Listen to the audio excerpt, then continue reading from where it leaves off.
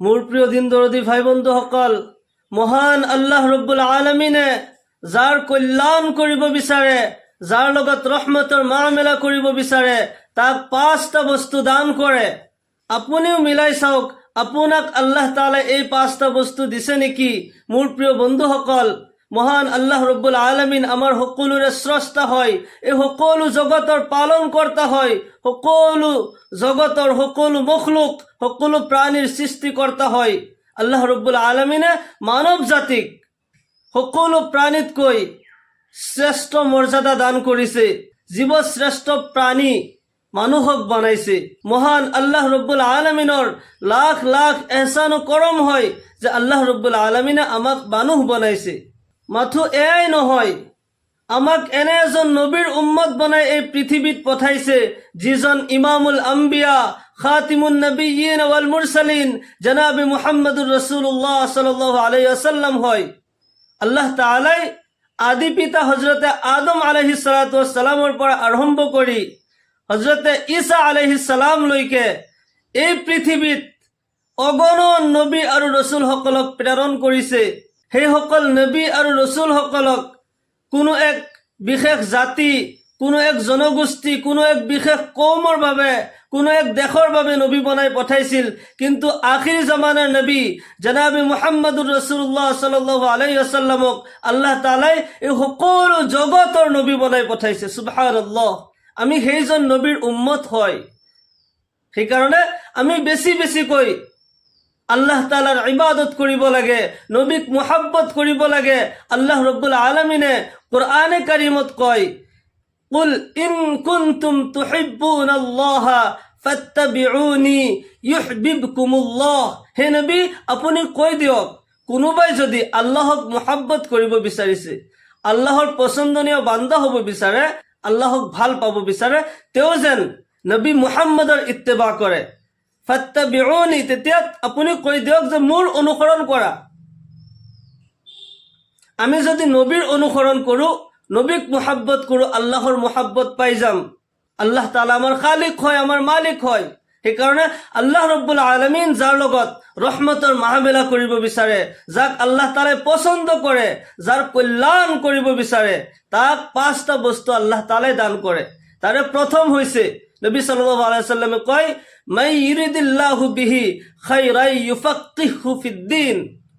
আল্লাহ ৰব্বুল আলামিন যাৰ লগত ভাল মামেলা কৰিব বিচাৰে, যাৰ কল্যাণ কৰিব বিচাৰে, তাক দ্বীনৰ ইলম দান কৰে। সুবহানাল্লাহ। তাক কোৰআনৰ ইলম দান কৰে, হাদিসৰ ইলম দান কৰে, শৰীয়তৰ ইলম দান কৰে, পাক নাপাক হালাল হাৰাম চিনি পায়, আল্লাহৰ ইবাদত কেনেকৈ কৰিব লাগে তেওঁ জানে, বুজি পায়। আল্লাহ তাআলাই যাৰ লগত ৰহমতৰ মামেলা কৰিব বিচাৰে, তাক দ্বীনী ইলম দান কৰে, কোৰআনৰ ইলম দান কৰে। যাক আল্লাহ তাআলাই কোৰআনৰ ইলম দান কৰিলে, সেইজনক আল্লাহ তাআলাই এই গোটেই জগতৰ ইলম দান কৰিলে। সুবহানাল্লাহ। কিয়নো কোৰআন একমাত্ৰ ওয়াহিদ কিতাব হয়, এনেকুৱা এটি গ্ৰন্থ যাৰ তুলনায় পৃথিৱীত অন্য কোনো কিতাপ, অন্য কোনো গ্ৰন্থ হ'ব নোৱাৰে। কোৰআন এনেকুৱা এটি কিতাব হয় যি প্ৰতি যুগে যুগে নিজকে সত্য বুলি প্ৰমাণ কৰিছে। মই আল্লাহৰ পক্ষৰ পৰা আহা আল্লাহৰ বাণী হয়, নিজকে সত্য বুলি যুগে যুগে প্ৰমাণ কৰিছে। কোৰআন সকলো সমস্যাৰ সমাধান হয়। জীৱনৰ চলাৰ পথ কোৰআনত আছে। ইহকাল পৰকালৰ কামিয়াবী কোৰআনত আছে। গতিকে আল্লাহ যাক কোৰআনৰ ইলম দান কৰিলে, তাক এই গোটেই জগতৰ ইলম দান কৰিলে। সুবহানাল্লাহি বিহামদিহি।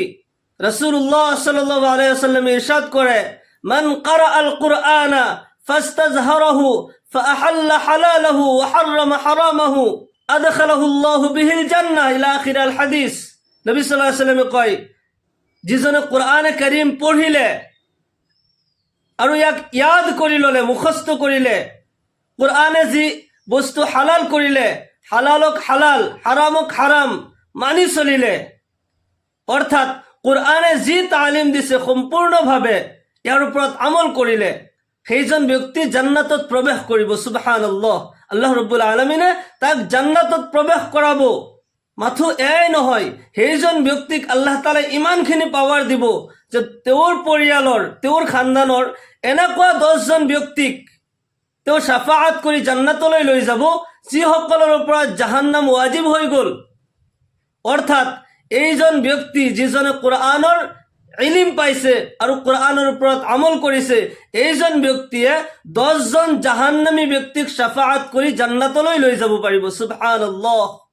আল্লাহ তাআলাৰ কিমান ডাঙৰ নিয়ামত হয়, যাক আল্লাহ তাআলাই কোৰআনৰ ইলম দান কৰিলে, তেওঁক এই গোটেই জগতৰ ইলম দান কৰিলে, তাক আল্লাহ তাআলাই ভাল পায়, ৰহমতৰ মামলা কৰিব বিচাৰিছে, সেইকাৰণে আল্লাহ তাক কোৰআনৰ ইলম দান কৰিছে, দ্বীনে ইলম দান কৰিলে। আমাৰ মুছলমান ভাই বন্ধুসকল, আমাৰ মা ভনীসকল, আমি যিসকলে কোৰআনে কাৰিমৰ তিলাৱত কৰিব নোৱাৰো, কোৰআন পঢ়িব নাজানো, কিমান আফচোচৰ বিষয় হয়। মই যদি কোৰআনেই পঢ়িব নাজানো, কোৰআনৰ ওপৰত আমল নকৰিলো, কোৰআন নপঢ়িলো, তেতিয়াহ'লে এই জগতৰ মই একোৱে নাজানিলো, দুনিয়া আৰু আখিৰাতৰ একোৱে মোৰ ওচৰত নাই, মোৰ নিচিনা নিকৃষ্ট ব্যক্তিয়ে পৃথিৱীত কোনো নাই। সেইকাৰণে মোৰ প্ৰিয় দিন দৰদী ভাই বন্ধুসকল, আমি যিসকলে কোৰআনে কাৰিম পঢ়িব নাজানো, আমি কোৰআন পঢ়াৰ চেষ্টা কৰোঁ, আমি কোৰআনৰ তালিম লোৱাৰ চেষ্টা কৰোঁ, কোৰআনৰ তিলাৱত কৰোঁ, আমাৰ ল'ৰা ছোৱালীক কোৰআনৰ হাফিজ বনাও, আলিম বনাও, তেতিয়াহ'লে আমাৰ ইহকালো কামিয়াবী, পৰকালতো আমাৰ কামিয়াবী আছে। দ্বীনে ইলম যদি মোৰ নাই, তেতিয়াহ'লে মই কেনেকুৱা মুছলমান হলো? কাৰণ যিজনে নাজানে তেওঁ আমল ক'ৰ পৰা কৰিব? জানাৰ চেষ্টা কৰিব লাগিব। আল্লাহ তাআলাই যাৰ লগত ৰহমতৰ মামলা কৰিব বিচাৰে, যাক আল্লাহ তাআলাই কল্যাণ কৰিব বিচাৰে, তাক দ্বীনে ইলম দান কৰে, কোৰআনৰ ইলম দান কৰে, হাদিছৰ ইলম দান কৰে। 2 নম্বৰ, মহান আল্লাহ ৰব্বুল আলামিন যাৰ কল্যাণ কৰিব বিচাৰে, যাৰ লগত ৰহমতৰ মামলা কৰিব বিচাৰে, তাৰ অন্তৰ ধনী কৰি দিয়ে। যদিও মানুহজন দুখীয়া হৈ দৰিদ্ৰ যদি জীৱনত থাকে, টকা পইচা নাই, পকেট খালী, কিন্তু হৌসলা ডাঙৰ হয়। আল্লাহৰ ৰাস্তাত দান খয়ৰাত কৰোঁতে, গৰীব দুখীয়াক সহায় কৰোঁতে কৃপণতা নকৰে, কাৰণ তেওঁৰ অন্তৰ ডাঙৰ হয়। আল্লাহ তাআলাই তাক এইটো ডাঙৰ নিয়ামত দিছে, আল্লাহ তাআলাই তাক ভাল পায়, সেইকাৰণে তাৰ অন্তৰ খোলা হয়, যদিও টকা পইচা নাই। ফৰ এক্সাম্পল, এজন ব্যক্তিৰ ওচৰত মাত্ৰ 10 টকা আছে পকেটত, ভিখাৰী এজনে আহি পইচা বিচাৰিছে মোক কিবা সহায় কৰা বুলি। এইজন ব্যক্তিৰ 10 টকাই আছে, পকেটৰ পৰা 10 টকা উলিয়াই ভিখাৰীজনক দি দিয়ে। ইয়াৰ সমান্তৰালকৈ আৰু এজন ব্যক্তি, তেওঁ বহুত ধনী হয়, তাৰ পকেটত 1000 টকা আছে, সেইজনৰ ওচৰতো বিচাৰিছে মোক কিবা সহায় কৰা। ভিখাৰীজনে সেইজনৰ পৰাও পইচা খুজিছে, তেওঁ 10 টকা দান কৰিলে। দুইজনে দান কৰিলে, দুইজনেই সৱাব পাব, কিন্তু এই দুইটা দানৰ ভিতৰত আকাশ জমিনৰ পাৰ্থক্য আছে। সাহাবা একৰাম ৰিজৱানুল্লাহি তাআলা আলাইহিম আজমাইন সকল আল্লাহৰ ৰাস্তাত দান খয়ৰাত বেছি বেছিকৈ কৰিছিল। সকলো সাহাবাই দান খয়ৰাত বেছি কৰিছিল। যেতিয়া ফি সাবিলিল্লাহৰ কথা আহে, যেতিয়া জিহাদৰ কথা আহে, সাহাবাসকলে ধন সম্পত্তি নিজৰ কিমান আছে চিন্তা নকৰে, আল্লাহৰ ৰাস্তাত দান খয়ৰাত কৰে। তেওঁলোকে ইয়াতে মুসাবাকা কৰিছিল, কম্পিটিশ্যন কৰিছিল, আল্লাহৰ ৰাস্তাত দান খয়ৰাত কৰি কোন কাৰ আগত যাব পাৰে। ৰাসূলুল্লাহ সাল্লাল্লাহু আলাইহি ওয়াসাল্লামে যেতিয়া যুদ্ধৰ সময়ত সাহাবাসকলক দান কৰিবলৈ ক'লে, কাৰ কি আছে লৈ আহা, আল্লাহৰ ৰাস্তাত দান কৰা, হযৰত ওমৰ ৰাদিয়াল্লাহু আনহু আৰু হযৰত উছমান গনি ৰাদিয়াল্লাহু আনহু ভাবিলে আজি আৰু আবু বক্কৰ সিদ্দিক ৰাদিয়াল্লাহু আনহুক জিকিব নিদিও। সেই বুলি ভাবি হযৰত উছমান গনি ৰাদিয়াল্লাহু তাআলা আনহু বহুত সম্পত্তিৰ মালিক হয়, তেওঁ গোটেই সম্পত্তিৰ 3 ভাগৰ 1 ভাগ লৈ আহিছে। আজিতো কমসে কম আবু বক্কৰক জিকিব নিদিও। দান খয়ৰাত কৰোঁতে তেওঁলোকে এইটো কম্পিটিশ্যন কৰিছে। ইয়াৰ লগে লগে হযৰত ওমৰ ফাৰুক ৰাদিয়াল্লাহু আনহু তেওঁ ভাবিলে আজি মই কাকো জিকিবলৈ নিদিও। তেওঁ গোটেই সম্পত্তিৰ আধা সম্পত্তি লৈ আহিছে। হযৰত আবু বক্কৰ সিদ্দিক ৰাদিয়াল্লাহু আনহু তেওঁতো দুখীয়া মানুহ হয়, কি আনিব, ঘৰত যি সাজো সামান আছিল, যি সম্পত্তি আছিল, গোটেই লৈ আহিছে। সুবহানাল্লাহ। তিনিওজন যেতিয়া উপস্থিত হয়, তেওঁলোকৰ বাহিৰে অন্যান্য সাহাবাসকল আছে। নবী সাল্লাল্লাহু আলাইহি ওয়াসাল্লামে যেতিয়া সুধিছে কোনে কি আনিছা, সবে নিজৰ নিজৰ কথাখিনি বৰ্ণনা কৰিলে। আবু বক্কৰ সিদ্দিক ৰাদিয়াল্লাহু আনহু কয়, তুমি কি আনিছা? হযৰত আবু বকৰ সিদ্দিক ৰাদিয়াল্লাহু আনহু কয়, ইয়া ৰাসূলুল্লাহ, মোৰ ঘৰত যি আছিল মই লৈ আহিছো। সুবহানাল্লাহ। নবী সাল্লাল্লাহু আলাইহি ওয়াসাল্লামে প্রশ্ন করে, হে আবু বকর, তুমি যে গোটেই লৈ আহিলা, তোমাৰ পৰিয়ালে কি খাব? তোমাৰ ঘৰত কি থৈ আহিছা? হযৰত আবু বকৰ সিদ্দিক ৰাদিয়াল্লাহু আনহু কয়, মই মোৰ ঘৰত আল্লাহক থৈ আহিছো। সুবহানাল্লাহ। মোৰ ঘৰখনৰ কাৰণে আল্লাহ কাফি হয়, আল্লাহ মোৰ কাৰণে, মোৰ পৰিয়ালৰ কাৰণে যথেষ্ট হয়। হযরত উমর ফারুক রাদিয়াল্লাহু আনহু, হযরত উসমান গনি রাদিয়াল্লাহু তাআলা আনহু বহুত টকা পয়সা আনিও দান খৈৰাত কৰিও ভাবিলে নহয়, আবু বকৰ সিদ্দিক ৰাদিয়াল্লাহু আনহুৰ আগত আমি যাব নোৱাৰিম।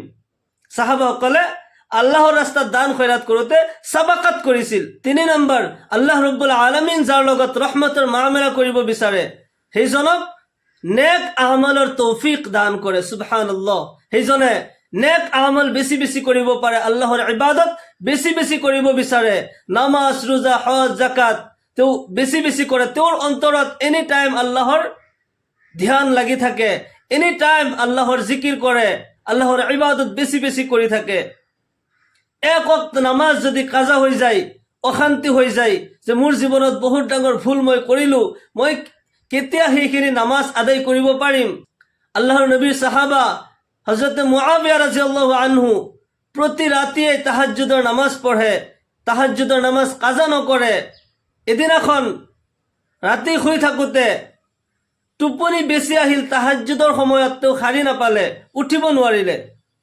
ফজৰৰ আজান শুনি যেতিয়া সাৰি পালে পেৰেশান হৈ গ'ল, ইয়া আল্লাহ, মোৰ তাহাজ্জুদ কাজা হৈ গ'ল, মই তাহাজ্জুদৰ নামাজ পঢ়িব নোৱাৰিলো। তেওঁ ধুনীয়াকৈ অজু কৰি মছজিদলৈ গ'ল, কিন্তু পেৰেশান হৈ আছে, অশান্তি হৈ আছে। এজন মানুহ যেতিয়া পেৰেশানিত থাকে, বহুত টেনচনত থাকে, চেহেৰাৰ ফালে দেখিলেই গম পায়। সাহাবাসকলে সুধিলে, হে আমিৰে মুআবিয়া, আপোনাৰ কি হৈছে? আপোনাক বহুত পেৰেশান দেখা পোৱা গৈছে, আপোনাৰ বহুত টেনচন হৈ আছে, কাৰণটো কি? হযৰত মুআবিয়া ৰাদিয়াল্লাহু আনহু কয়, মই আজি তাহাজ্জুদৰ সময়ত সাৰি নাপালো। সাহাবাসকলে কৈ আছে, আজি আপুনি সাৰি পোৱা নাই কিবা কাৰণত, আল্লাহ যদি হায়াত দান কৰে অহাকালি পঢ়িব, বহুত আফসোস কিয় কৰি আছে? ইমান পেৰেশানি হ'ব নালাগে, আল্লাহ তাআলা ইয়াৰ বদলা দিব। কিন্তু নহয়, তেওঁ গোটেই দিন কান্দিলে, গোটেই দিন পেৰেশান হৈ থাকিল। পিছদিনা তাহাজ্জুদৰ সময় হ'ল, কোনোবাই তেওঁক মাতি উঠাই দিছে। সুবহানাল্লাহ। তেওঁ সাৰি পাই সেইজন ব্যক্তিক দেখা পাইছে, কিন্তু চিনি পোৱা নাই কোন হয়। তেওঁ সুধিলে, হে ভাই, তুমি কোন হয়? তাহাজ্জুদৰ নামাজ পঢ়াৰ কাৰণে তুমি মোক জগাই দিছা, তুমি কোন হয়? তোমাৰ পৰিচয় দিয়া। সেইজন ব্যক্তিয়ে কয়, মই জিন্নাতো নহয়, মই মানুহো নহয়, পিছে কোন হয় তুমি? তেতিয়া সেইজন ব্যক্তিয়ে কৈ আছে, মই হলো শয়তান। হযরত আমিৰে মুআবিয়া ৰাদিয়াল্লাহু আনহু কয়, হা, শয়তান দেখোন মানুহৰ প্ৰকাশ্য দুশ্মন, মানুহক আল্লাহৰ ৰাস্তাৰ পৰা আঁতৰাই লৈ যায়, মানুহক পথভ্ৰষ্ট কৰে। আকৌ তুমি মোক আল্লাহৰ ইবাদতৰ কাৰণেই জগাই দিছা, কাৰণটো কি? কেছটো কি? তেতিয়া শয়তানে কৈ আছে, যোৱাকালি আপোনাক তাহাজ্জুদৰ সময়ত মই টোপনি মাৰা ৰাখিছিলো, মই আপোনাক আৰাম দি দি টোপনিত ৰাখিছিলো যাতে তাহাজ্জুদৰ নামাজ পঢ়িব নোৱাৰে। কিন্তু আপুনি যেতিয়া তাহাজ্জুদৰ নামাজ পঢ়িব নোৱাৰিলে, গোটেই দিনটো আপুনি পেৰেশান হৈ থাকি কান্দি কান্দি আল্লাহৰ ইমানখিনি পছন্দনীয় বান্দা আপুনি হৈ গৈছে, আপুনি কান্দি থাকোঁতে আল্লাহ তাআলাই আপোনাক তাহাজ্জুদৰ নামাজ পঢ়াতকৈ বেছি সওয়াব আপোনাৰ নামে আমলত দান কৰি দিছে। সেইকাৰণে মই চালো যে এই ক্ষেত্ৰততো মোৰ লছ হৈ আছে, আল্লাহ তাক আৰু উচ্চ মৰ্যাদা দান কৰিলে, সেইকাৰণে মই আপোনাক আজি জগাই দিলো, আপুনি নামাজে পঢ়ক।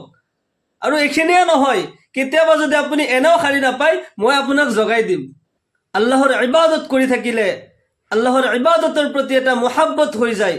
মুআবিয়া ৰাদিয়াল্লাহু আনহু তাহাজ্জুদৰ নামাজ কাজা হোৱাৰ কাৰণে ইমানখিনি আফসোস কৰিছে আৰু কান্দিছে। আমি মুছলমান, ফৰজ নামাজ কাজা হৈ গ'লেও আমি আফসোস নকৰোঁ। আমি কেনেকুৱা মুছলমান? ফৰজ নামাজ কাজা হৈ যায়, আমি নপঢ়ো, আৰু কাজা হৈছে বুলি এইখিনি চিন্তাও নকৰোঁ। আমি কেনেকুৱা মুছলমান হলো? আল্লাহ ৰব্বুল আলামিন যাৰ লগত ৰহমতৰ মামলা কৰিব বিচাৰে, যাৰ কল্যাণ কৰিব বিচাৰে, সেইজনক ধৈৰ্য শক্তি দান কৰে। সেইজনে মুসিবতৰ সময়ত, বালা যেতিয়া আহে, মুসিবত যেতিয়া আহে, আল্লাহৰ ফয়সালাৰ ওপৰত ৰাজি খুশি থাকে, ধৈৰ্য ধৰে আৰু আল্লাহৰ ওচৰত দোৱা কৰে, ইয়া আল্লাহ, তুমি মোক এই মুসিবত দিছা, তুমি এই মুসিবতৰ পৰা মোক উদ্ধাৰ কৰা। আল্লাহৰ ওচৰত দোয়া কৰা আৰু ধৈৰ্য ধৰে, অধৈৰ্য নহয়, আল্লাহৰ ফয়সালাত ৰাজি খুশি থাকে, ধৈৰ্য শক্তি থাকে। 5 নম্বৰ, আল্লাহ ৰব্বুল আলামিন যাৰ লগত ৰহমতৰ মামলা কৰিব বিচাৰে, যাৰ কল্যাণ কৰিব বিচাৰে, তাক নম্ৰ আৰু ভদ্ৰ বনায়। তাৰ মাজত নম্ৰতা থাকে, ভদ্ৰতা থাকে। আল্লাহ তাআলাই কোরআনে কারিমত কয়, ওয়া ইবাদুর রহমানিল্লাযীনা ইয়ামশুনা আলাল আরদি হাওনা ওয়া ইযা খাতাবাহুমুল জাহিলুন ক্বালু সালামা। ৰহমানৰ বান্দা, আল্লাহৰ বান্দা সেইসকল, আল্লাহৰ প্ৰকৃত বান্দা, পছন্দনীয় বান্দা সেইসকল যিসকলে ভদ্ৰতাৰ সৈতে, নম্ৰতাৰ সৈতে জমিনত চলাফুৰা কৰে, চিনা টান কৰি মই বহুত ডাঙৰ মানুহ বুলি ঘূৰি নুফুৰে। যিসকল আল্লাহৰ পছন্দনীয় বান্দা হয়, যাৰ লগত আল্লাহ ৰব্বুল আলামিনে ৰহমতৰ মামলা কৰিব বিচাৰে, তাক ভদ্ৰ বনায়, সেইজন ভদ্ৰ বান্দা হয়। সেইজন জমিনত চলাফুৰা কৰোঁতেও নম্ৰতা আৰু ভদ্ৰতা ইখতিয়াৰ কৰে, সকলোৰে লগত ভাল ব্যৱহাৰ কৰে। এজন মানুহ জাহিল হয়, অশিক্ষিত ব্যক্তি এজনে যদি কথা কৈছে, কিবা বেয়া কথাই কৈছে, তাৰ ইটৰ জবাব পাথৰেৰে নিদিয়ে, সেইজনক ভালকৈ বুজায়। কোনোবাই বুজি নাপায়, হয়তো বেয়াকৈ কিবা ক'ব পাৰে, আপুনিও যদি সেইজনৰ লগত উল্টা বেয়া ব্যৱহাৰ কৰিলে, তাৰ মাজত আৰু আপোনাৰ মাজত কোনো পাৰ্থক্য নাথাকিল। আপুনি ভাল ব্যৱহাৰ কৰক, হ'ব পাৰে তেওঁ এতিয়া আপোনাৰ লগত বেয়া ব্যৱহাৰ কৰিছে, আপোনাৰ ভাল ব্যৱহাৰৰ কাৰণে তেওঁৰ অন্তৰ চেঞ্জ হৈ যাব, আপোনাৰ লগত ভাল ব্যৱহাৰ কৰিব। আপোনাৰ দুশ্মনো আপোনাৰ বন্ধু হৈ যাব পাৰে যদি আপোনাৰ ব্যৱহাৰ ভাল হয়। এয়া আল্লাহৰ নিয়ামত হয়, আল্লাহৰ দান হয় এজন মানুহ ভদ্ৰ হোৱা। গতিকে যাক আল্লাহ ৰব্বুল আলামিনে ভাল পায়, যাক আল্লাহ তাআলাই কল্যাণ কৰিব বিচাৰে, তাক এই 5টা বস্তু আল্লাহ তাআলাই দান কৰে। আপোনাৰ মাজত যদি এইখিনি বস্তু আছে, আপুনি ভাগ্যৱান হয়, আপুনি বহুত উচ্চ মৰ্যাদাপূৰ্ণ এজন ব্যক্তি হয়। আপুনি আল্লাহৰ শুকৰিয়া আদায় কৰক। আৰু যদি এই 5টা নিয়ামতৰ পৰা কোনো এটা আমাৰ নাই, আমি আল্লাহৰ ওচৰত দোয়া কৰোঁ, আল্লাহ তাআলাই সেই নিয়ামত আমাক দান কৰক। আল্লাহ ৰব্বুল আলামিনে আমাৰ সকলো মুমিন মুছলমানক এই 5টা গুণৰ অধিকাৰী হোৱাৰ তৌফিক দান কৰক। আমাক সকলোকে আল্লাহৰ পছন্দনীয় বান্দা হোৱাৰ তৌফিক দান কৰক। আমাক সকলোকে ইহকাল পৰকালত কামিয়াবি দান কৰক। সকলোৱে কওক আল্লাহুম্মা আমিন। ওয়া আখিৰু দাওয়ানা আনিল হামদুলিল্লাহি ৰাব্বিল আলামিন। আসসালামু আলাইকুম।